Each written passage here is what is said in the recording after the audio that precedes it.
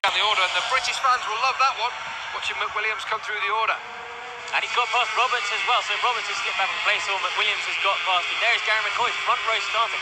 So that's two guys in the front row, both Gary McCoy and Valentino Rossi have really struggled in this opening lap, but Valentino Rossi is starting to make up some ground now. Aoki under pressure from Loris Capirossi.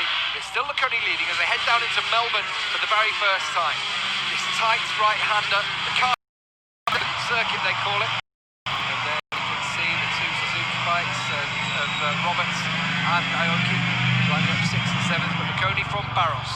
In third position is then it's Gibbon now having a bit of a moment there. Slipping through there, Joe McWilliams right up into 5th position. What a start it's been from the Northern Irish rider on board the Aprilia Triple as they come across the line for the first time. It's Laconi from Baross, Gibbon 3rd, Ibank 4th, but the flyer from the start is Jamie McWilliams, the Briton in his home. We haven't had a British winner of this 500cc Grand Prix, well, since Barry Jean we haven't had a British winner. A long, long time indeed.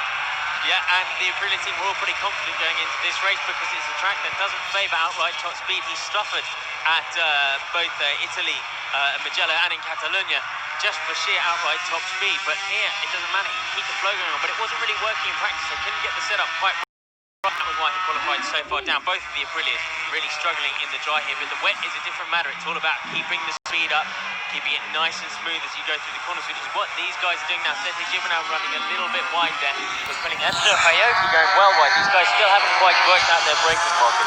And as this track, it's going to all start. It really does take some time, isn't it, in these wet races for the riders to get into the groove. Just find out what the conditions are like, and as this race goes on, this track does dry quickly.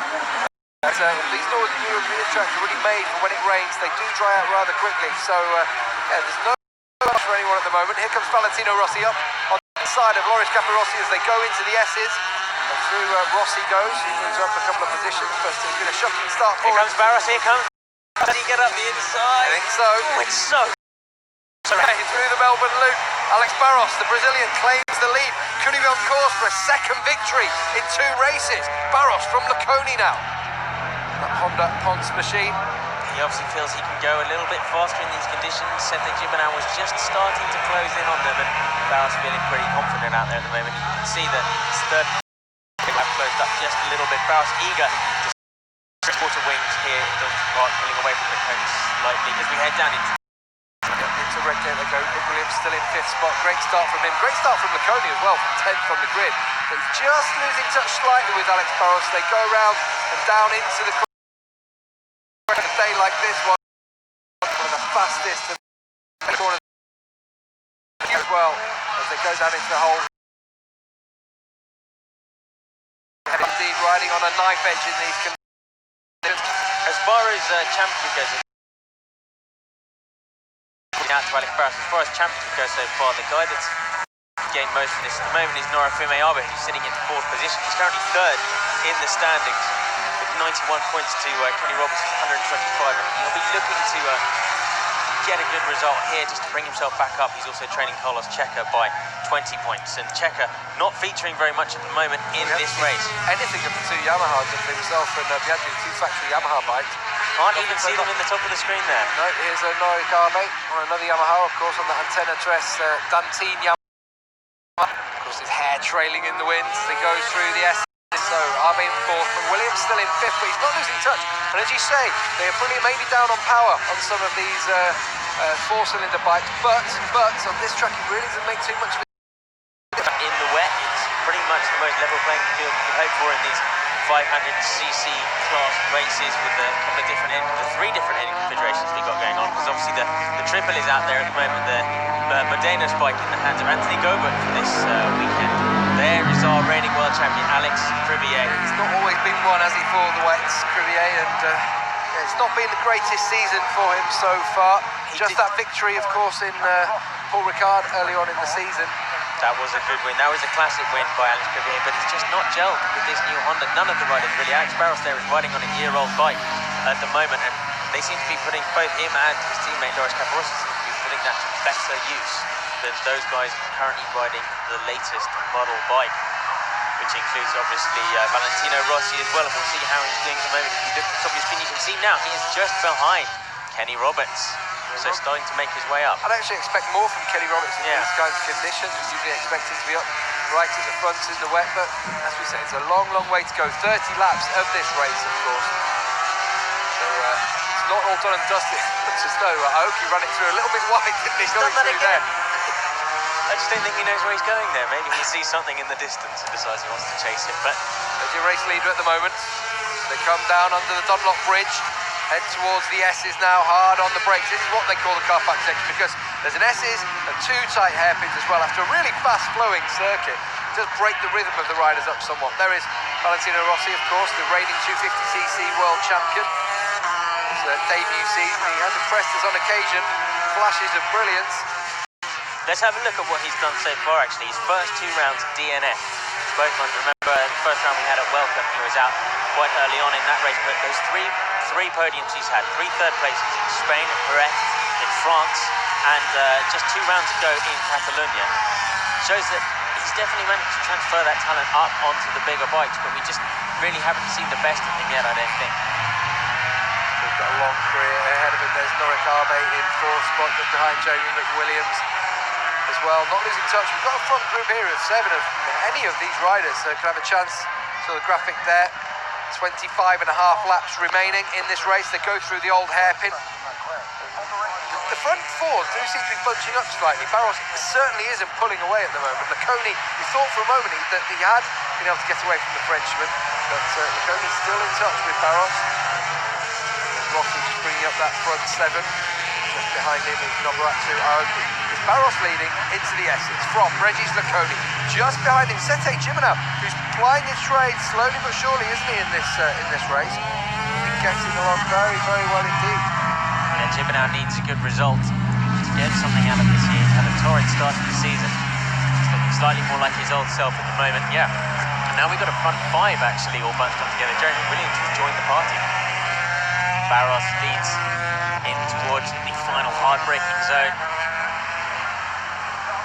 Deep on the brakes, they're not too deep here. It really does drop that track. It's a slightly adverse camber as you go down there, and even the dry, it can be quite tricky. Baross has a moment. Baross foot off.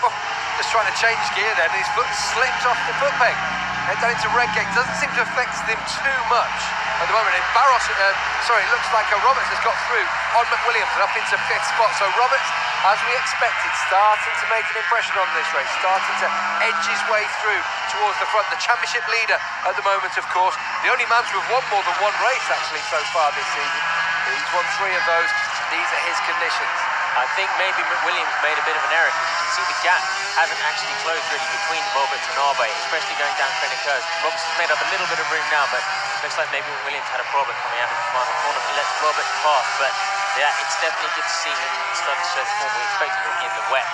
Remember the first race he won in Malaysia last year in the wet torrential conditions. Not a bit worse than this, as Gimeno shows us this is how you ride in these conditions. Yeah, nice really manoeuvre. Forcing out the inside of Regis Laconi there. Really pushing hard, wasn't he, to get through on the brakes. He's not giving a touch, King. Doesn't have the edge, does he, the Yamaha? Doesn't have the edge over the Honda. Here comes Arbe. Arbe lets off the brakes. And he's going to push them all wide. Motogp goes through. That's what we like to see. Roberts as well. Roberts comes through into 4th. What a great couple of corners there through the S's and through the Melbourne Loop. Arbe goes from 4th to 2nd. Roberts goes from 5th to 3rd. And the man who's lost out most there is Sete Gimeno. Right down the order. Touching. And he's pushed onto Jeremy McWilliams. McWilliams is lucky to stay on the bike there, because Gimeno lost it in the middle of Goddard, didn't he? Could Rossi might come through as well. Wow. On the brakes, you think Rossi comes back through, but Williams looks back for the inside. He's going to retake him. And Gimeno like 3 abreast. Did I just see an Aprilia power past the Honda? What's happened there? Jamie Williams going to Redgate, risking everything to replay positions, and he stayed in 5th position after all that shenanigans that's been going on. Let's see that once more. Laconi is trying to tip it in at Melbourne, but Arbe was in his way. No room for Gimeno either, so Arbe claims 2nd position, and then Roberts, just an insult to injury there for Sete Gimeno, goes through on him. Gimeno happened on the way in and on the way out of the corner. He lost position both times, but how much grip have these guys got in? most racers wouldn't want to ride like that in the dry, but here are these guys with really nasty conditions on the track. That's never been known for its fantastic wet grip, and here they go on the inside. Laconi again has to sit it up as Jerry McWilliams puts that Aprilia where it has no right to be, right up the inside, and that's through on him and unsettled Laconi going down the straight now, which has opened him up to a bit of an attack from Valentino Rossi, but still somehow the Brazilian Alex Baross is leading. Valentino Rossi now goes through on Sete Gibino as well, so really just get our heads around what's happening. Alex Baross is still leading this race. Sete Gibino's dropped right back down to 7th position now. It's Baross from Arbe, Roberts in 3rd position, McWilliams in 4th, then Valentino Rossi now into 5th as he goes through on Regis Laconi, but Rossi runs it wide coming out of Melbourne. And then you can see so Aoki has actually got past Gibino, so I wonder if Gibino has a problem there. Apart from the fact that it's raining, it's damp, and it's really difficult conditions and out there. He's now got 8 bites worth of spray going in his face. I think that probably doesn't help at the moment, but he's not giving up at the moment. He's right on the back of Aoki, and he should have the power to get past going to straight. Then Arbe, Roberts. They had to think about it, didn't they, up the inside of Alex Baross there, but not this time. Gibino takes the inside line and reclaims the position from Roberts Aoki, but still the Brazilian Alex Baross in these treacherous conditions here at Donington Park, leading from Norick Arbe. Spot Kenny Roberts, and these three at the moment just pulling out a slight gap over Jovan McWilliams, and then a bigger gap back to Regis Laconi in 5th. The last time we saw these two guys having a fight, Arbe and Baross having a fight at Donington Park back in 1997, and it ended up with one of them going off onto the grass, and it was the guy who's in 2nd place at the moment. Baross kind of put his bike in the way and punted him off, and Arbe had to do a little bit of dirt track. Yeah, I mean, I wouldn't say there was contact, but there was definitely nowhere to go for the Japanese rider, who has already won a race this year, and he's looking to get another one. Has he got the power to get down the straight as he lines up behind the Brazilian Alex Baross? Head down to the S's one more time. We've got a front 4, and then gap back to Valentino Rossi in 5th. Positions. Roberts thought about it there, but Arbe closed the door straight away on the American. He's turning out to be a fine race. Normally in wet conditions, we really could get spaced out, but not today at Donington Park. Really all bunched up and tight, chopping and changing positions all the time. Still, it's 2/3 of the race to go. There's McWilliams. The home crowd will be rooting for him to pull along, try and hit the front in this one. The British rider on the podium for the first time since 1987, and that was in an 80cc race. So you can see when they come across the start-finish line, they have just done 22 laps remaining in this race. Williams has lost out a little bit in the stop-start section, still losing out the front, out of corners on that V-twin. Kenny Roberts has decided to sit back a little bit more. He had that look at Arbe, but and Arbe is now having a look at Baross. On board with Alex Baross. Great shots these of Norick Arbe. You just couldn't see him there for a moment. You wondered, where's he gone? Where's he gone? But he was trying to make a move. Completely alongside him, but had to take a thought about it. But I'm sure he will have a go soon. Now they bunch right back up. But Williams has put them right back up in that fast section, and really using the talent well. Now here we go back now. Head on to the back straight under the Dunlop Bridge, picking it up, getting onto the fat part of the tyre as soon as you can. Weaving sideways, Arbe looks like he's got good drive out of it. He's around the outside, but I don't think he's going to be close enough. But he's left the inside open for Kenny Roberts. First time round he had a look, second, and the guy who finished 2nd in last year's championship moves through into 2nd place in this British Grand Prix. Started to show a bit of his class in these conditions, Kenny Roberts Jr. Not making any mistakes, picking off riders when they make the errors. He's seen a couple of gaps open out in front of him.